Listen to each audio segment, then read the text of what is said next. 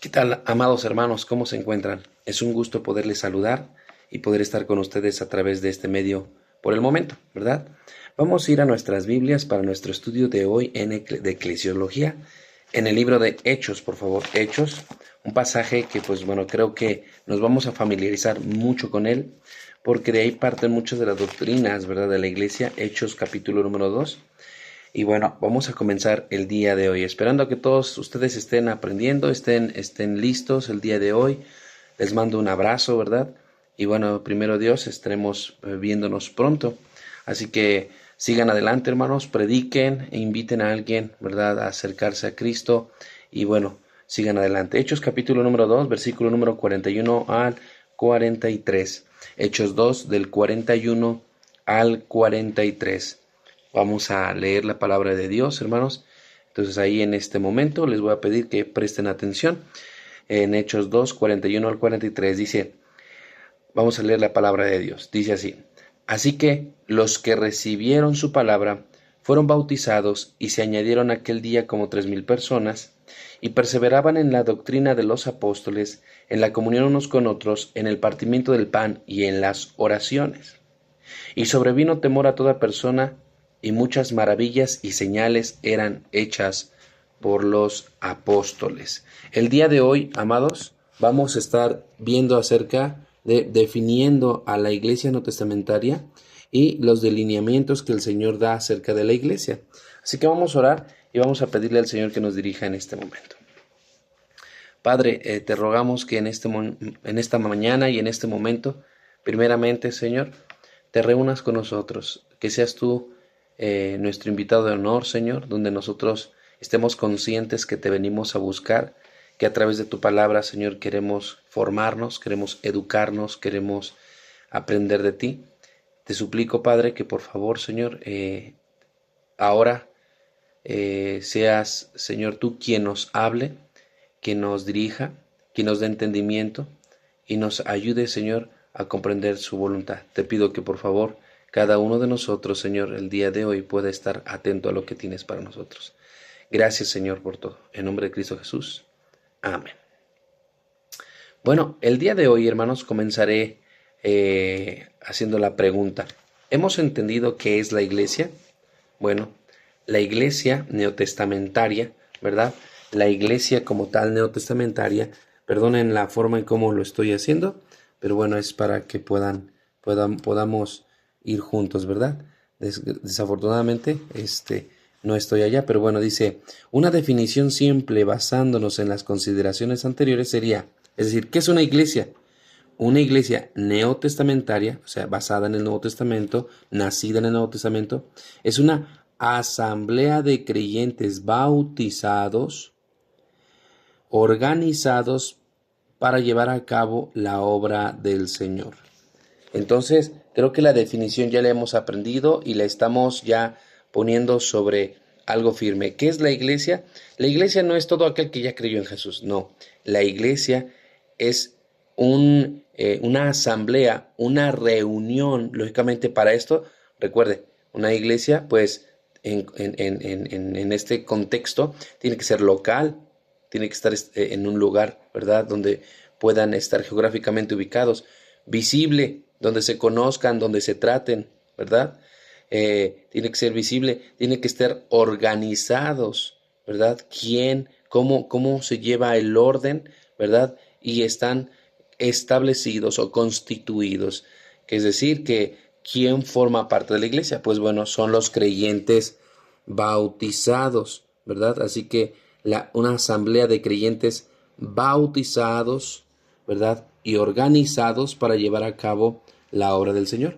Básicamente contenida dentro de esta definición se encuentran los siguientes puntos claves que ya hemos visto, que es una asamblea, ¿verdad? Por eso es que es local y visible, y dice que la iglesia, dice, se reunía, era una asamblea local y visible, los creyentes eran bautizados, ¿verdad? Por ende, constituidos específicamente.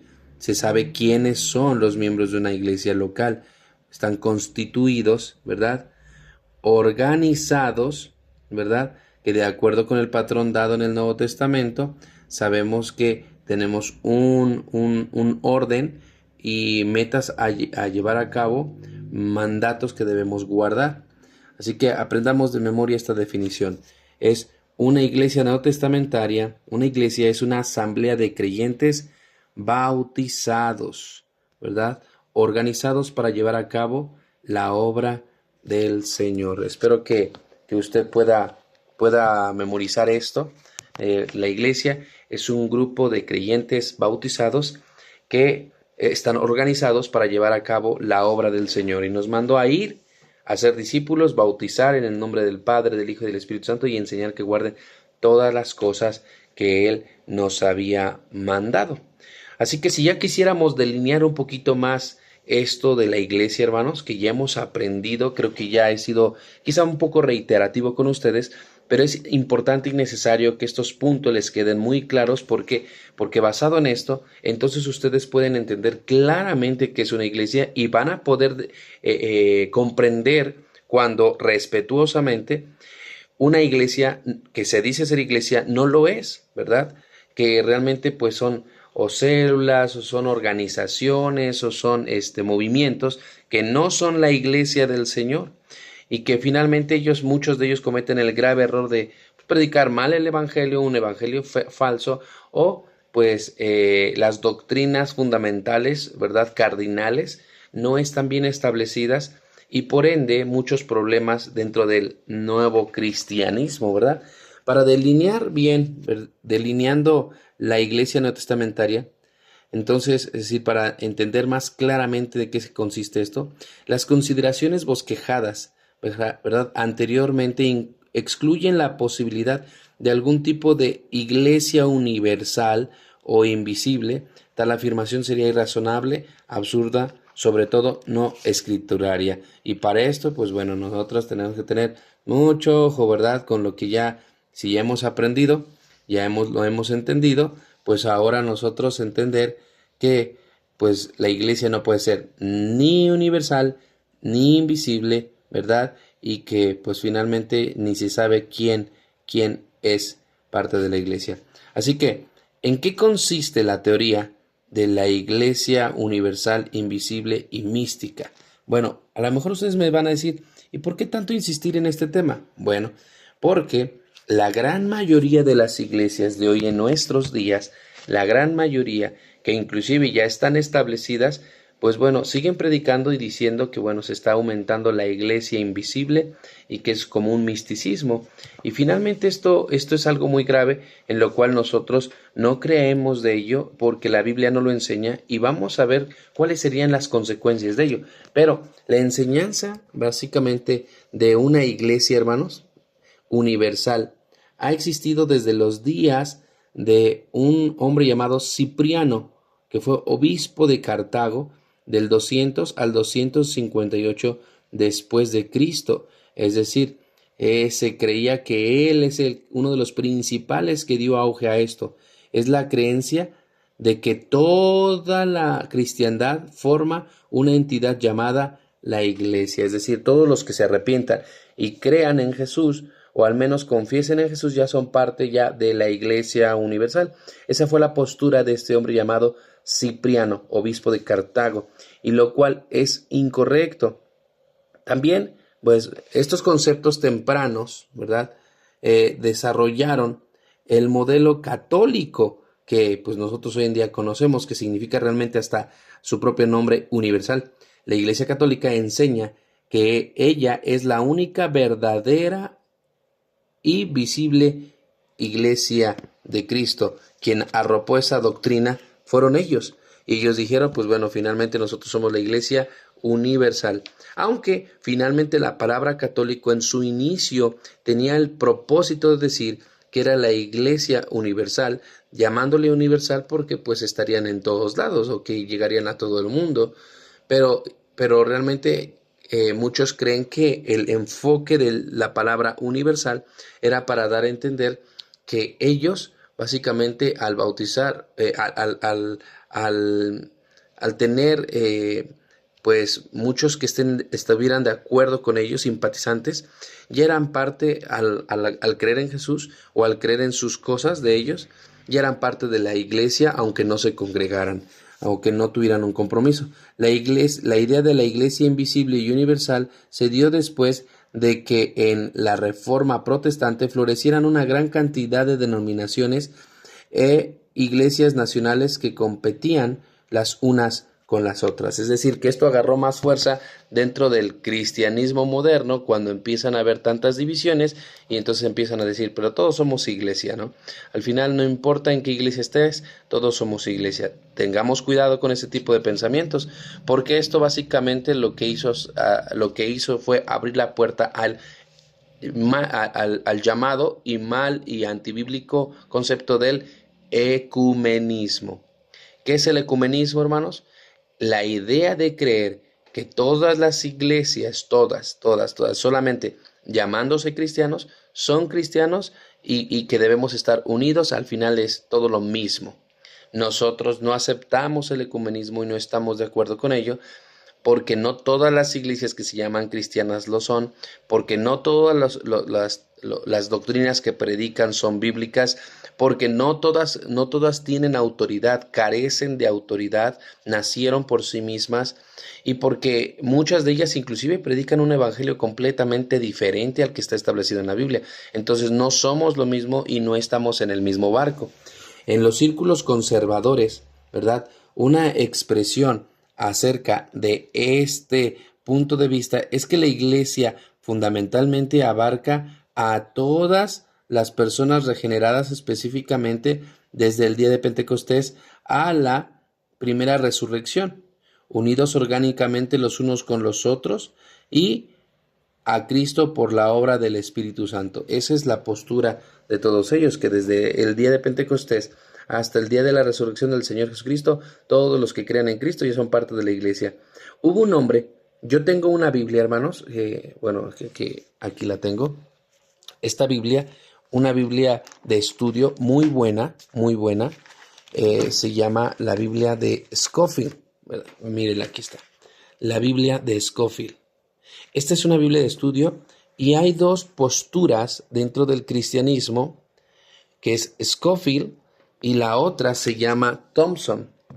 Lógicamente, pues bueno, usted me preguntará, ¿por qué tiene una Scofield? Bueno, porque es una Biblia de estudio, me la regalaron y es una muy buena Biblia, pero las enseñanzas que Scofield, ¿verdad?, predicó a comparación de las enseñanzas que tenemos bíblicas, hay una pequeña diferencia, pero no por ello vamos a pelear y nos vamos a desunir en el sentido del evangelio y vamos a satanizarlo.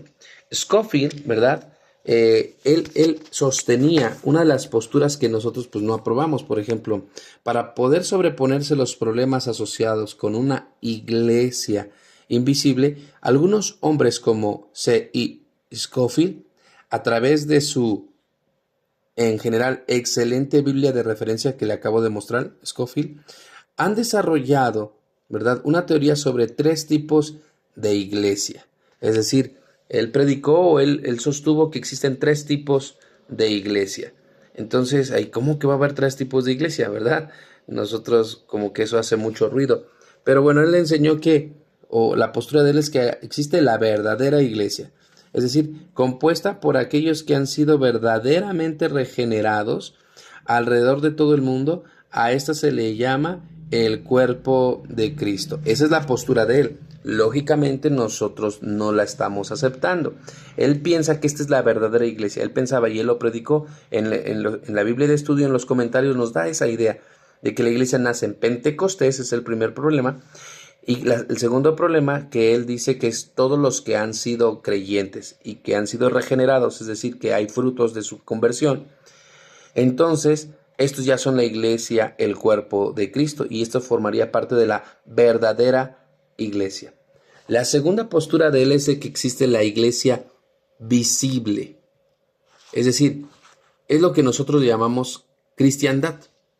La misma también que es una entidad universal e invisible que incluye tanto a los altos como a los perdidos dentro de la amalgama de la religión cristiana.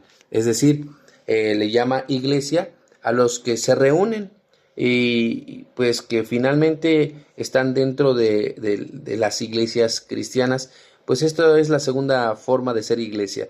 Al estar dentro de una iglesia que tenga el nombre de religión cristiana, entonces ya forman parte de la iglesia universal. Postura incorrecta también, ¿no? Respetamos mucho, pero no estamos correctos, no estamos de acuerdo porque este principio no aparece en la Biblia. Y la tercera idea de Scofield fue que la tercera iglesia es la iglesia local. En este pues ya empieza a agarrar un poquito más de forma, pero en esta entidad es la más cercana a lo que realmente la Biblia enseña, ¿verdad? La iglesia local. Es decir, que él sostiene y él dice que la tercera forma de una iglesia, de formar parte de una iglesia, es que pues ya están establecidos en una iglesia, están sujetos a una iglesia, hay un orden y pues se añaden a través del bautismo. Esa es la postura que pues nosotros tenemos en cuanto a la iglesia, ¿no? Pero el hecho es de que el Nuevo Testamento hable de las iglesias en plural, muestra el error del concepto de Scofield. ¿Por qué? Porque en el Nuevo Testamento no hace ninguna distinción entre el mal llamado cuerpo de Cristo y la iglesia local. Es decir, no podemos decir que existe la iglesia invisible, no podemos decir que existe una iglesia verdadera, porque también tendríamos a la idea de decir que entonces el cuerpo de Cristo es diferente a la iglesia local. Y eso es un error, porque la Biblia nos enseña que el cuerpo de Cristo es la iglesia. ¿Y quién es la iglesia? Pues bueno, ahí está el asunto. Ahora sí que como diría el Cantinflas, ahí está el detalle, ¿verdad? De hecho, vamos a ver Colosenses 1:18 y versículo número 24, donde se habla del cuerpo, ¿verdad? Del cuerpo de Cristo y la iglesia como una asamblea que son igualados, es decir, que está hablando que es lo mismo el cuerpo de Cristo y la iglesia. Ahora, todos nosotros lo entendemos y creo que ustedes no tienen problema con ello, ¿verdad? Ustedes entienden que el cuerpo de Cristo es la iglesia. Pues bueno, con la enseñanza de él, al tener una iglesia invisible o iglesia local y la iglesia verdadera, separa y dice que la iglesia del Señor es una cosa y el cuerpo de Cristo sería otra cosa. Entonces, esto es peligroso. ¿Por qué? Vamos a leer qué dice Colosenses 1, versículo número 18. Dice así: y Él es la cabeza del cuerpo, que es la iglesia, el que es el principio, el primogénito de entre los muertos, para que en todo tenga la preeminencia.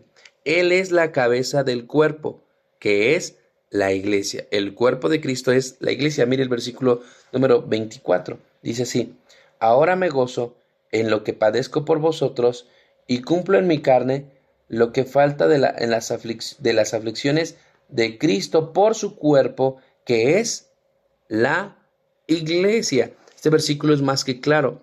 El cuerpo de Cristo, que es la iglesia. ¿La iglesia y el cuerpo de Cristo entonces es lo mismo? Respuesta: sí. La iglesia es el cuerpo de Cristo. Colosenses 1:18 y versículo 24. Además que también en Efesios capítulo número 5 se enseña este principio. Así que el hecho es que todas las iglesias verdaderas, ¿verdad?, neotestamentarias, son el cuerpo de Cristo. Así que en su localidad en particular, ¿verdad?, con Cristo como su cabeza. Es decir, que creemos que la iglesia de Cristo, hablando de la iglesia, pues no es una solamente. Ahorita está representada en muchas iglesias locales que son iglesias neotestamentarias, es decir, que se rigen bajo el Nuevo Testamento, locales, visibles, establecidas, ¿verdad?, y organizadas y constituidas. Estos son los 4 elementos para poder distinguir y aprender a discernir entre una iglesia verdadera y una falsa. De acuerdo con Efesios 4, hay tan solamente un tipo de cuerpo, no existen muchos cuerpos, es un cuerpo, y el contenido del capítulo indica que la misma en una iglesia real, local, visible y organizada, conformada por santos reales, locales, visibles, dirigidos por un pastor real, local y visible. Eso es lo que nos enseña el capítulo número 4, que muy seguramente ustedes conocen muchos de estos versículos donde el apóstol Pablo está enseñando que existe un cuerpo, es decir, existe una iglesia, pero está hablando en términos generales. Entonces, la iglesia del Señor, ¿cuántas iglesias del Señor existen?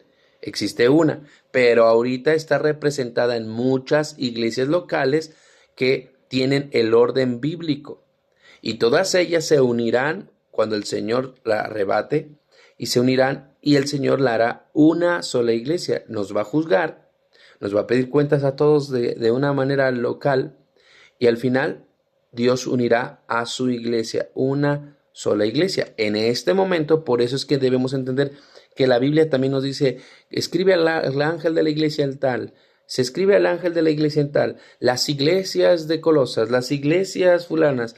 ¿Por qué? No que nada más había una. Bueno, ya lo entendemos. Cuando hablamos de la iglesia, está hablando del principio fundamental de la iglesia, local, visible, establecida, ¿verdad? Organizada y establecida. Y cuando habla de las iglesias, es todas estas iglesias locales que se han dispersado por todo el mundo, que forman parte de una iglesia, pero en este momento no se unifican. Así que los efectos dañinos de la teoría de la iglesia universal e invisible, ¿cuáles son las consecuencias de creer en ello? Esta teoría da pie a las siguientes consecuencias. Primera consecuencia: disminuye la lealtad de uno hacia su propia iglesia. Es decir, si existe la iglesia universal, pues ¿para qué congregarme? ¿Para qué diezmar, ofrendar? ¿Para qué ayudar? No, pues si yo ya soy parte de la iglesia, no necesito ser leal a ninguna iglesia, es decir, ser constante, disciplinado. Las verdaderas iglesias neotestamentarias generalmente están relegadas en un segundo lugar con respecto a la iglesia. Nunca se les da completamente la preeminencia que les ha sido otorgada por la palabra de Dios. Yo le pregunto, ¿para el Señor Jesucristo la iglesia era importante? Cuando apareció la iglesia, la idea de la iglesia universal, restaron importancia. Decían, pues la iglesia es universal, somos todos los creyentes. Entonces no hay ningún orden, no se congregan, no entregan cuentas a nadie, no predican, no bautizan, porque al final de cuentas ya soy iglesia. Resta lealtad hacia su propia iglesia. La segunda consecuencia que podemos analizar con esta teoría es que promueve el estar saltando de iglesia en iglesia. Es decir, pues básicamente un creyente puede ir a cualquier lado y todavía estar en la iglesia, ¿verdad? Si esa teoría fuera verdadera. Es decir, pues yo no necesito anclar en una iglesia ni con una doctrina, yo puedo estar aquí, y luego puedo estar en la otra, y luego puedo estar en la otra. Al final ya soy iglesia. Esto resulta en algo dañino, algo que no ayudaría a crecer al creyente. Por eso es que la iglesia local es importante, porque en ellos se establece cierto orden, seguimiento, crecimiento, edificación. Piensen de cualquier hermano que ha llegado, que ha estado en la iglesia local.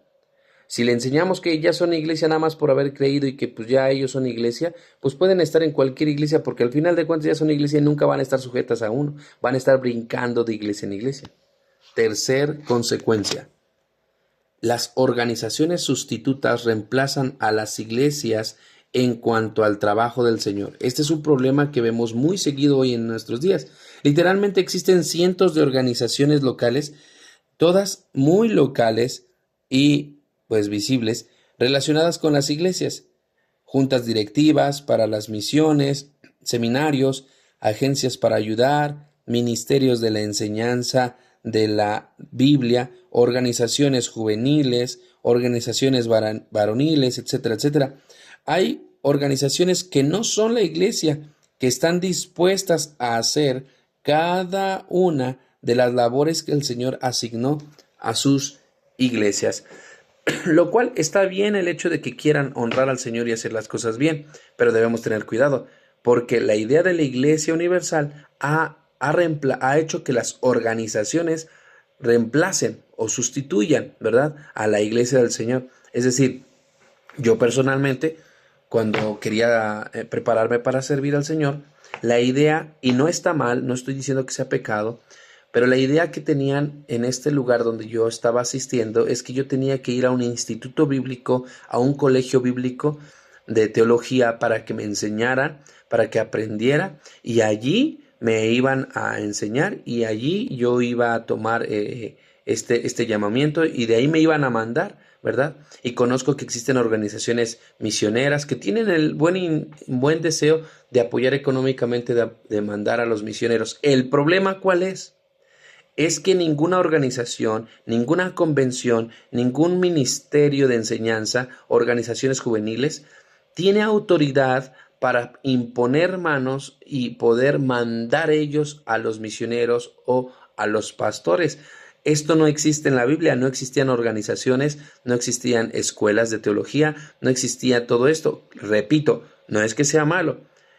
Yo inclusive digo, pueden ir, pueden estudiar, pueden prepararse, pero a quien Dios le encargó la gran comisión no fue a las organizaciones misioneras, no fue a las organizaciones juveniles o juntas directivas, no fue ninguna de estas convenciones, fue a la iglesia del Señor. Entonces, en mi criterio, ¿verdad? Es que cada una de las iglesias tiene que preparar a sus propios hombres, a sus mujeres, trabajar en la formación de ellos y ellos mismos entienden, las iglesias neotestamentarias, que tienen la autoridad pasada de generación en generación por la imposición de manos para poder llevar a cabo esta tarea. Quien tiene la autoridad es la iglesia, no las organizaciones. El cuarto problema que vemos con la idea de la Iglesia Universal es que promueve el hacer concesiones. Es decir, la aceptación de esta teoría y de la fraternidad interdenominacional, es decir, que ya cualquier denominación puede participar, la cual por su misma naturaleza requiere que se hagan concesiones, ¿verdad?, doctrinales, o por lo menos un mutuo entendimiento de es mejor que no hablemos acerca de este tema. Es decir, que cuando ya se unen todas las religiones de todas las denominaciones cristianas, pues bueno, nos vamos a unir para predicar, ¿verdad? O para poder hacer esto, porque somos la iglesia. Pero cuando hablamos de ciertas doctrinas, mejor estas no las tocamos porque aquí es donde vamos a dividirnos y nos vamos a pelear. Lógicamente, pues es que la iglesia del Señor no tendría por qué tener este problema. Pero al hacer las uniones, las amalgamas de todas las religiones diferentes y todos los movimientos, mis hermanos, pues hace que esta idea pues sea mucho más grande, ¿no? Así que el compañerismo, de hecho en la Biblia, o sea, usted recordará que el versículo leímos dice que perseveraron juntos en la doctrina de los apóstoles. Así que el compañerismo es la base del acuerdo. Amós 3:3 dice, ¿andarán todos juntos si no estuvieron de acuerdo? ¿Verdad? Búsquelo en su Biblia y confírmelo. Así que está limitado por un acuerdo, es decir, en las concesiones, en las reuniones donde van a unir a todo tipo de religión, pues como que se dice no más que de este tipo de doctrinas, aquí no se va a hablar y de eso no se va a enseñar. ¿Por qué?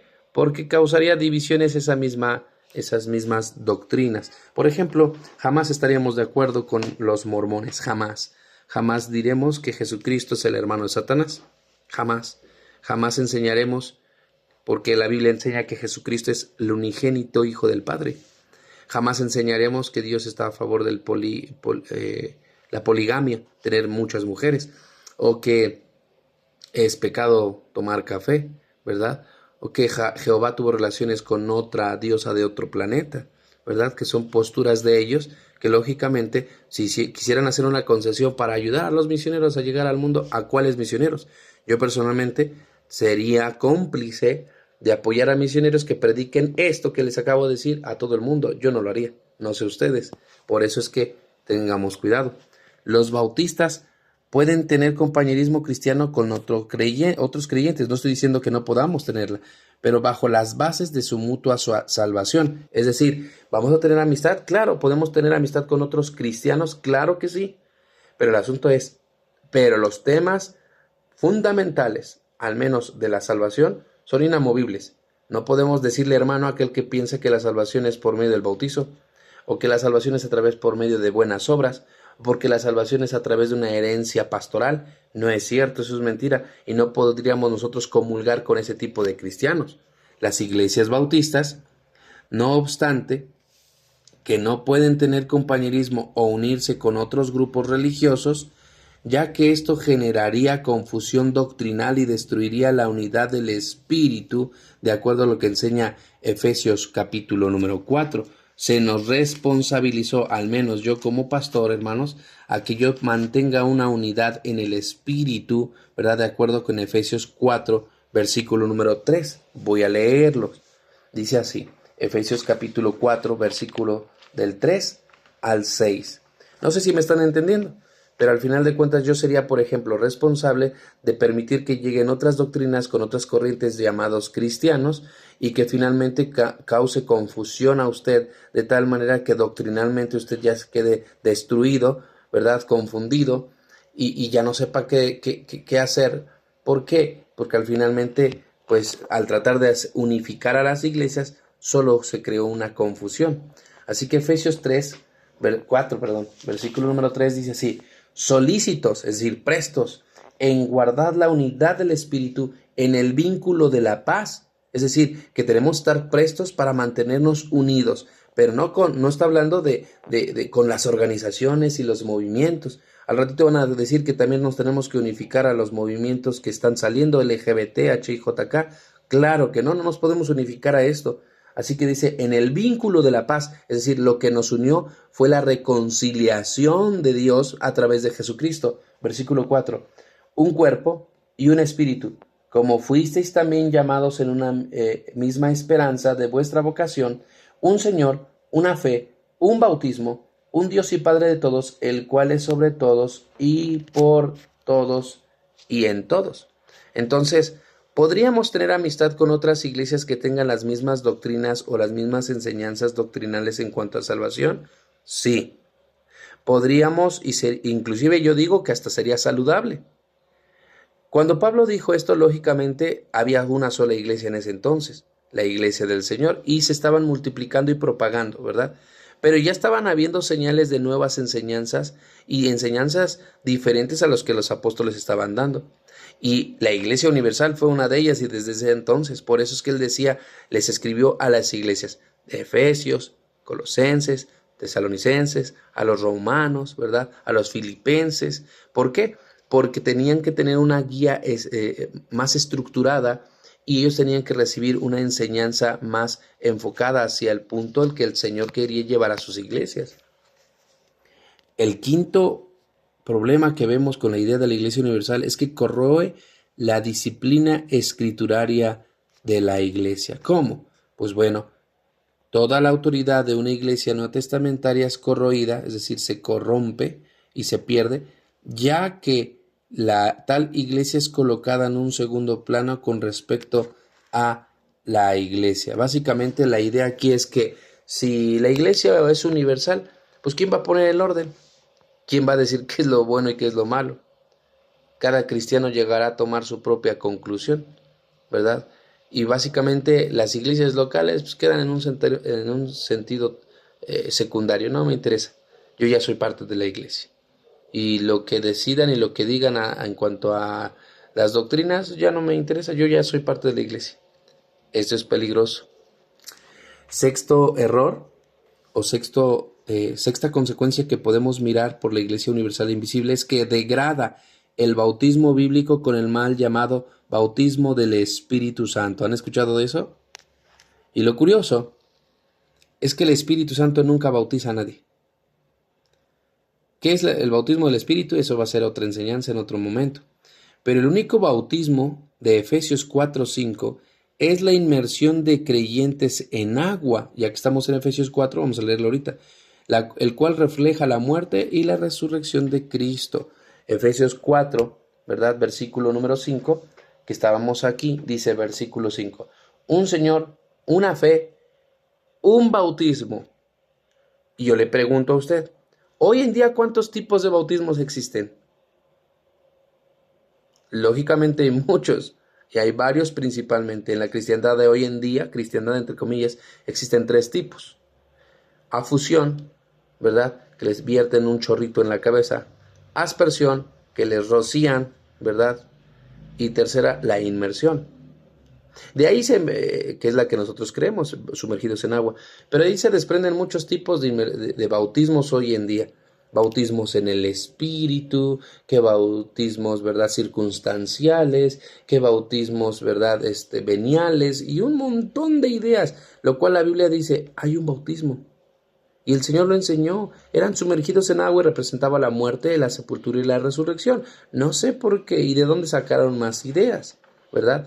Entonces, pues la Iglesia Universal dice, pues si yo soy iglesia, ¿para qué necesito bautizarme? Yo ya fui bautizado por el Espíritu cuando creí, entonces pues yo ya tengo el bautismo del Espíritu, ya no necesito bautizarme en agua, ya no necesito representar la muerte, sepultura y la resurrección, yo ya fui bautizado, ¿verdad? Y bueno, hay muchas otras cosas, pero quedaremos ahí.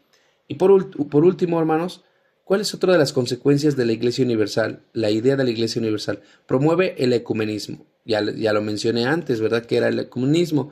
Es el concepto de la Iglesia Universal, que es la esencia del ecumenismo. Básicamente, la Iglesia Universal es la que dio pie a esto. ¿Qué es el ecumenismo? Bueno, es la creencia de estar todos bajo un mismo régimen y estar todos unidos. Como lo escribiera un compositor alguna vez, no estamos divididos, todos somos solo un cuerpo, lo cual eso es mentira. No todos son cuerpo del Señor. Y el ecumenismo pues, es la idea de aceptar todas las religiones porque al final todos somos lo mismo. ¿Le ha sonado eso? Inclusive esto también lo tiene mucho el catolicismo. No importa a qué iglesia vayas, pues al final todos somos hijos de Dios. Al final todos somos la iglesia del Señor. No, eso es incorrecto. Otra de las consecuencias, punto número 8, es que a los cristianos se les releva de las responsabilidades. Es decir, pues como yo ya creo en la Iglesia Universal, no necesito congregarme, ya lo mencioné.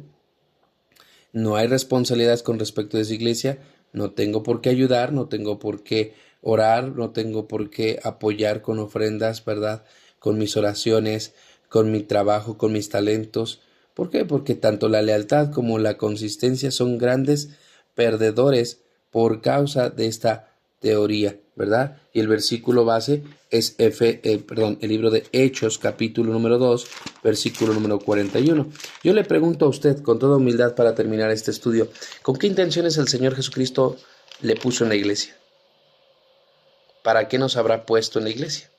Bueno, Hechos 2:41 nos da una idea mucho más vasta, ¿no? Dice así que los que recibieron su palabra fueron bautizados y se añadieron aquel día como 3,000 personas. ¿Se añadieron a dónde? A la iglesia. ¿Para qué? Y perseveraban en la doctrina, continuaban aprendiendo las enseñanzas de los apóstoles, en la comunión unos con otros, empezaban a ayudarse mutuamente, a conocerse. Dice, en la comunión unos con otros, en el partimiento del pan había compañerismo, no habla de la Santa Cena, había compañerismo entre ellos, dice, y en las oraciones, ellos sabían que podían contar con otros hermanos para poder orar por ellos, dice, y pues bueno, viendo todo esto sobrevino temor a toda persona y muchas maravillas y señales eran hechas por los apóstoles. Así que cuando Dios añade a alguien a la iglesia, lo añade para poder usar sus dones a fin de que se siga predicando y promulgando el Evangelio, para que la iglesia sea beneficiada con sus dones y pueden crecer unánimes, ¿verdad?, en cuanto al conocimiento de la palabra de Dios y la ayuda mutua. Así que por eso Jesús dijo, en esto conocerán que son mis discípulos cuando se muestren amor el uno al otro. Me uno a la iglesia para dar mis dones, para poder apoyar la causa de Cristo. Muchos cristianos se les olvida esto y nomás van a la iglesia a perder tiempo, a calentar una silla o a estar criticando a medio mundo. Fuimos añadidos para usar nuestros dones a fin de que Cristo fuera predicado, usar los talentos que Dios me dio para que el nombre de Cristo sea promulgado para la expansión del reino de Dios, para servirle al Señor. Así que bueno, el día de hoy voy a terminar con esto, hermanos, y decirle, ¿entendió cuáles son las consecuencias de la teoría de la Iglesia Universal, invisible y hasta mística? Son graves errores. Dios quiere que usted se comprometa y que siga avante, ¿verdad? Y que usted pueda ser responsable en cuanto al mandato que Dios nos dio. Ir a ser discípulos a todas las naciones, bautizar en el nombre del Padre, del Hijo y del Espíritu Santo y enseñar que guarden todas las cosas que Él nos ha mandado. Y he aquí, yo estoy con vosotros, Él lo dijo, hasta todos los días, hasta el fin del mundo. Creo que con esto quiero cerrar este punto, el cual Creo que he mostrado bastantes evidencias bíblicas para demostrar que no existe la iglesia universal ni invisible. Claro está. Esperando haber sido de bendición para todos ustedes, hermanos, reciban un abrazo, vamos a orar y hemos terminado nuestro estudio de eclesiología el día de hoy. Vamos a orar. Padre, gracias te damos por tu palabra, gracias por habernos ayudado. Por favor, guíanos, ayúdanos a seguir adelante y gracias por lo que hemos aprendido. Creo que hay mucho material, muchos argumentos para podernos dar cuenta que la Iglesia Universal e Invisible jamás existió. Y Señor, ayúdanos a que cada uno de nosotros pueda abrazar esto, guiado por ti, convencidos por ti, y darte gracias porque tenemos un lugar, tenemos hermanos con los cuales podemos relacionarnos y ayudarnos mutuamente. Gracias, Señor, por todo. En el nombre de Cristo Jesús. Amén. Bueno, hermanos, que el Señor los bendiga, que estén bien y les mando un abrazo.